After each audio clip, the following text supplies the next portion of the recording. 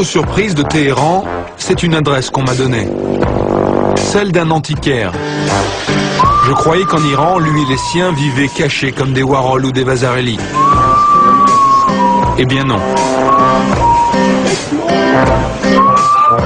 Hello, bonjour monsieur. Comment ça va? Ça va bien? Ça va bien. Bonjour. Bonjour monsieur. Vive la France! Vive la France.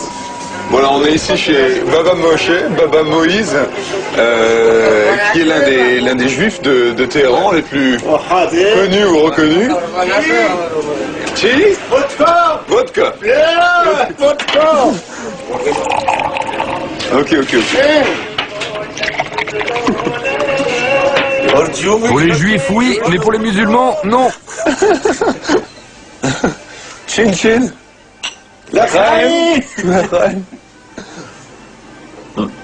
So you make it? Mais ça, c'est vous qui le faites? À base de raisin, et c'est fait à la maison. La maison. Dans la maison. Ah, très joli. Bon, il y a de la vodka et des femmes nues, on est clairement dans un autre espace-temps ici à Téhéran, quoi. Bon alors, c'est facile d'être juif à Téhéran ou pas? C'est très bien ici, ils nous laissent en paix. Tout ce qu'on dit, ce sont des mensonges. Ici, on s'amuse avec les musulmans, on rigole ensemble et personne vient nous emmerder. Il ne faut pas que j'aille boire cette vodka devant les mollahs, mais les Iraniens, ils sont géniaux. En fait, pour les juifs comme pour les autres minorités religieuses, les temps ont été durs après la révolution islamique. Aujourd'hui, leur situation s'est nettement améliorée. Est-ce qu'il y a une synagogue ici à Téhéran? Il y a 25 synagogues juives. 25? Je peux y aller moi ou pas? Maintenant je peux y aller. J'ai ma kippa.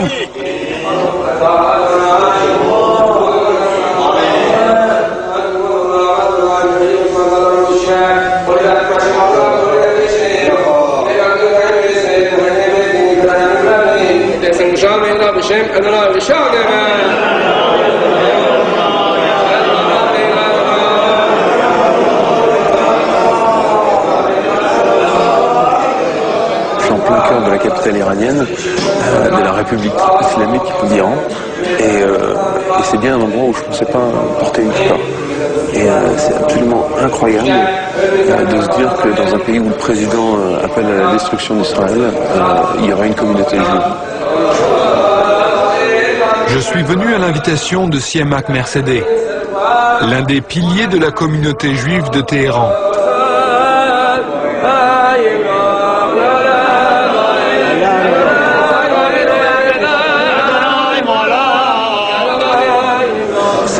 Ils ont sorti la Torah et ils sont en train de prier avec. C'est vraiment des images que j'imaginais pas voir en Iran, quoi.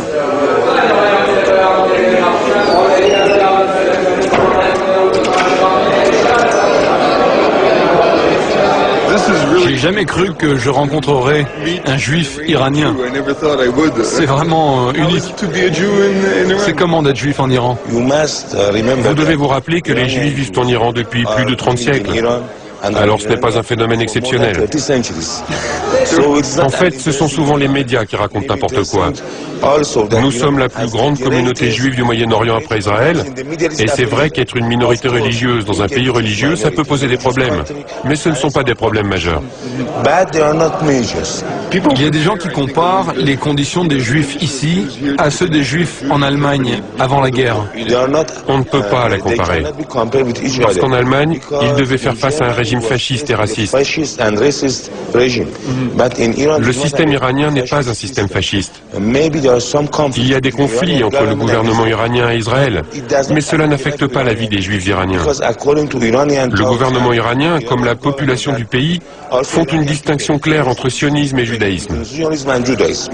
Donc les conflits politiques entre le gouvernement iranien et le sionisme n'affectent pas la vie quotidienne des juifs iraniens.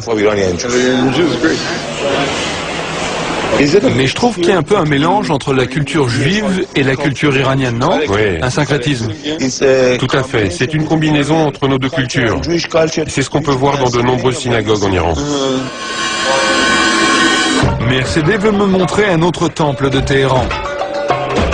Le temple de la politique. Bienvenue au Parlement iranien. Ici, la Constitution garantit aux minorités ethniques et religieuses une représentation parlementaire. Et Mercedes est le député des 25 000 juifs d'Iran.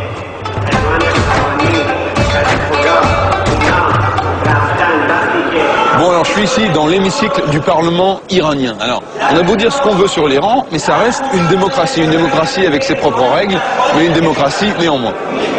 Et alors, ce qui est très intéressant, c'est que dans tout le Moyen-Orient, le seul autre pays qui est aussi une démocratie, avec ses propres règles, c'est Israël.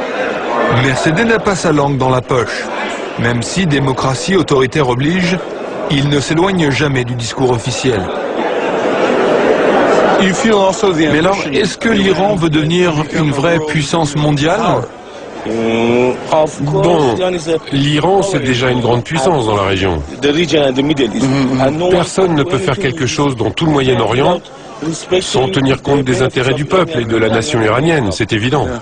L'Iran est une démocratie. Oui. Israël est une démocratie. Oui. Mais pourquoi ces deux démocraties ne peuvent pas s'entendre? Israël est un pays jeune qui a été créé sous l'influence de forces extérieures à la région. Mais l'Iran est un vieux pays avec une histoire millénaire. On ne peut pas les comparer l'un à l'autre. Bien sûr qu'il y a des différences. En Israël, une partie de la population est victime d'homicides et d'intolérance. Vous parlez des Palestiniens? Oui. Je crois que c'est la première fois de ma vie que j'entends un juif critiquer Israël. Mais ce n'est pas la première fois. Il va vous falloir changer de point de vue. Plusieurs personnes dans la communauté juive critiquent Israël. Noam Chomsky, par exemple. Et d'autres, comme l'association progressiste des Juifs d'Europe, qui au départ a d'ailleurs été créée pour lutter contre le fascisme.